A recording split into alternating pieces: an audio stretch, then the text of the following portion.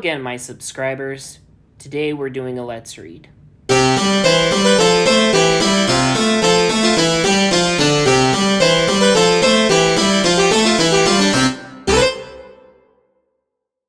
As promised, we are diving into a familiar world. This time, the world of J.K. Rowling and Hogwarts.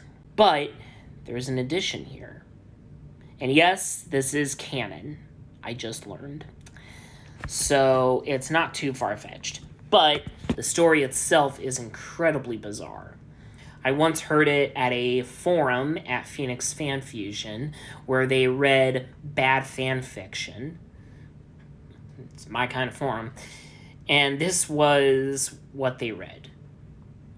I'm not going to say anything else about it. You have to see it to believe it. Or you have to listen to believe. Because it's all true. So, let us dive in.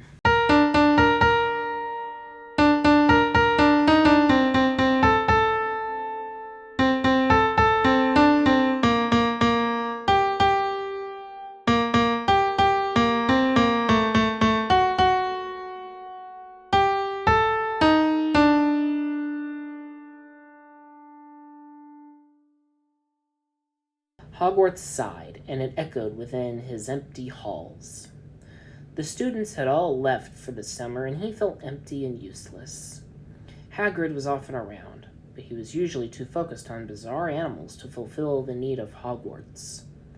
Professors would pop in occasionally, but being a magic school, Hogwarts didn't need much upkeeping. The little he did need was taken care of by Filch.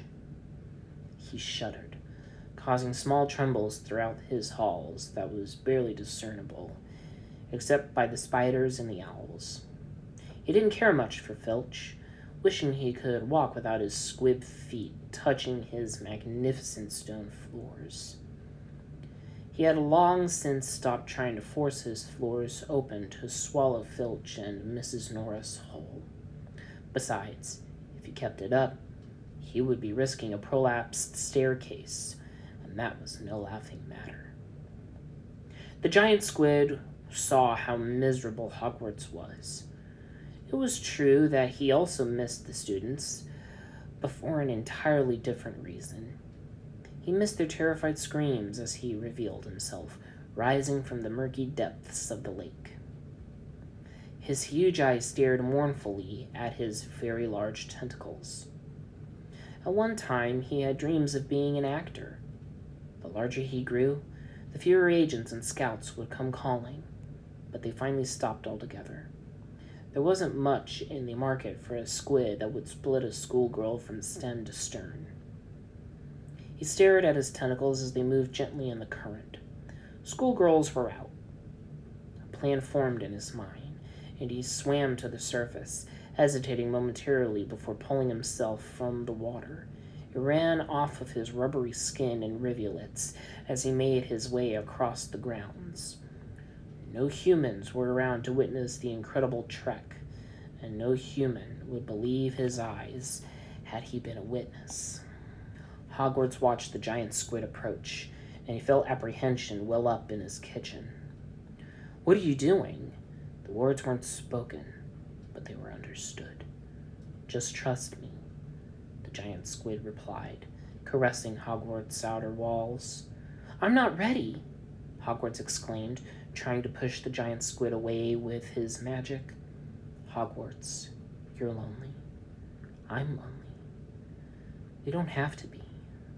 Besides, you can't go around manipulating your staircases. You know about that? Everyone does it. Sort of. That's besides the point. The temperature within rose in embarrassment. I'll go slow, I promise." He began to caress a window, teasing it open. Hogwarts sighed, the fight leaving him. He relaxed, allowing the tentacle inside, where it brushed against the inner walls before settling on the stone floor. He fastened the suction cups to the floor, lifting the tentacle away so that it pulled on the floor without losing its grip. Another sigh swept through the hall of Hogwarts. Oh, Merlin, that feels so good. His rapture turned to fray as he felt a tentacle work its way into a second window. I don't. Trust me. It'll feel good. Remember this. He pulled the suction cups a little harder, and Hogwarts groaned. Do that again. The giant squid complied, and as he did so, thrust his second tentacle in. Hogwarts shuddered, coming very close to ending the fun. The giant squid backed off, unwilling to finish so soon. He waited for Hogwarts to calm down before sending the second tentacle to search the room. He felt the need to fill Hogwarts as much as possible, and he raised another tentacle, caressing his outer walls, running along windowsills and tracing individual bricks. So caught up in the bliss, Hogwarts didn't notice the giant squid slipped in a third and fourth tentacle. This is incredible, Hogwarts breathed. This isn't even the best part. He held up his two longest tentacles. These can reach farther than a room. They can go into your hallways. I want them in me. Are you sure? They're quite large. Apprehension rolled through his kitchen again. While he was deciding, the giant squid forced another tentacle in. You have 3 tentacles left to decide. What happens if I don't? In response, the giant squid slid a 6th into another window. 2, he said simply, and with a hint of warning. Hogwarts could take them all. He knew he could. But what would the other wizarding schools think? Would Beauxbatons allow a giant squid to violate her? Certainly not. If Durmstrang ever found out, there'd be no end of teasing. The giant squid grew impatient and slid a 7th tentacle into a window, followed immediately by an 8th. 2, 1. Time's up, and you didn't decide. What?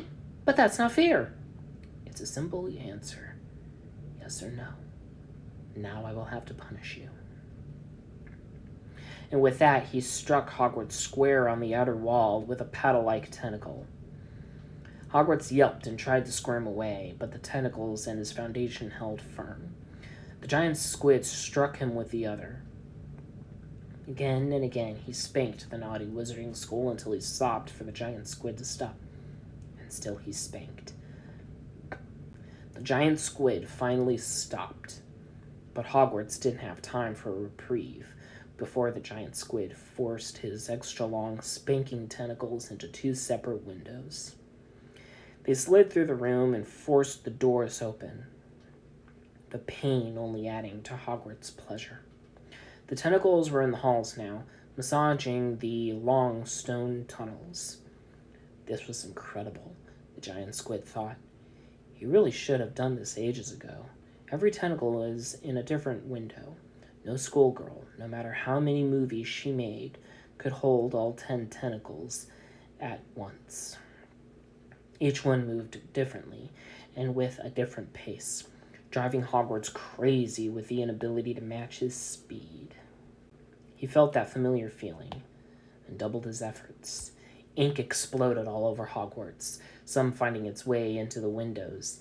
He unified his tentacles somewhat, completely focused on Hogwarts. He must be close. Then it happened.